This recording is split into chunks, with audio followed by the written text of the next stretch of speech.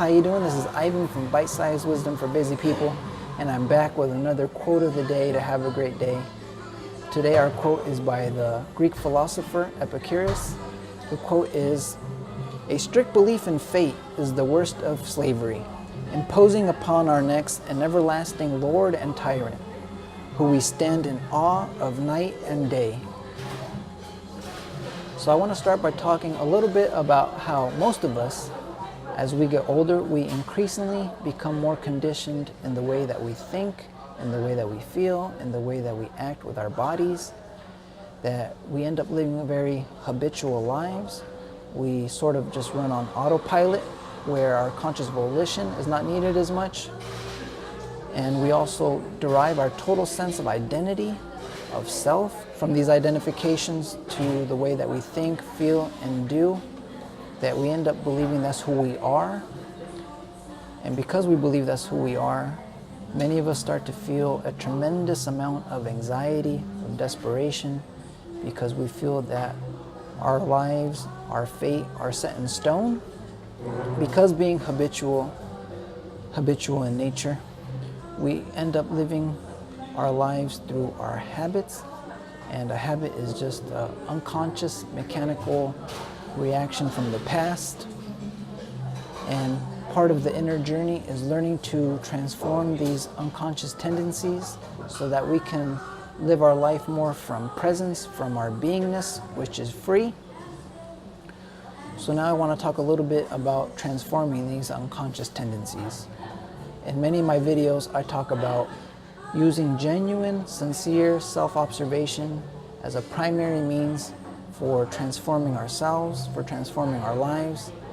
And this form of self-observation is not how people will typically understand it. This is using our attention in a very special and directed way, a way in which we learn to observe ourselves in the moment so that we don't judge or condemn what we are observing. We are just trying to observe our thinking, our feeling, our bodily sensations in a way that we just are trying to see who we really are and not who we imagine ourselves to be.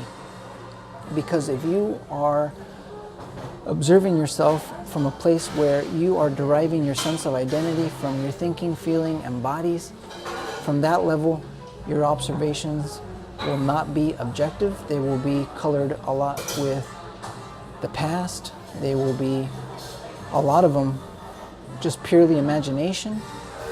So our goal is to really know who we are and not who we imagine ourselves to be.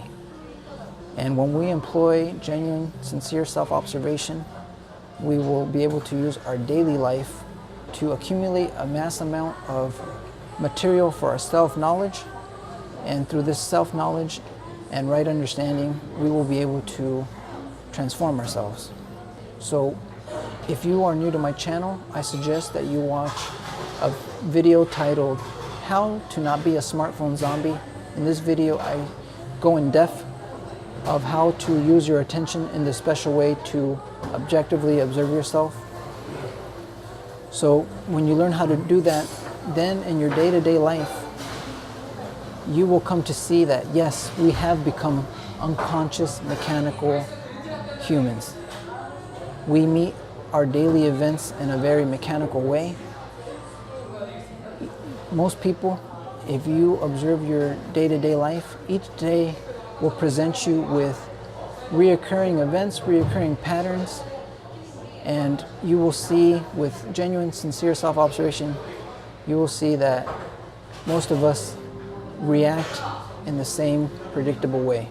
We think, feel, and do the same things over and over. But as soon as you start to become a little more aware and introduce this conscious exercise of observing yourself objectively, you will start to slowly draw out the energy from these unconscious reactions, and you will really get to know them. And you'll get to the point where you'll slowly start to transform these reactions. And instead of reacting in an old, predictable way, you will be able to use your present moment awareness to respond to it in a new, fresh way. And that's where we want to get to. And by transforming your daily reactions, you will be changing yourself. And this will be a major milestone on your journey, because you will clearly see that you are changing yourself. You're becoming more conscious because you are now responding in the moment, and not an old unconscious tendency from the past is dictating how you are in the present moment. And this is how you are slowly freeing yourself from the chains of the past and becoming more conscious, more aware, and acting from awareness, from presence, and just resting in your pure beingness. And resting in pure beingness is where you will feel just free, because pure beingness isn't conditioned by your body, by your thinking, by your feeling. It is the absolute.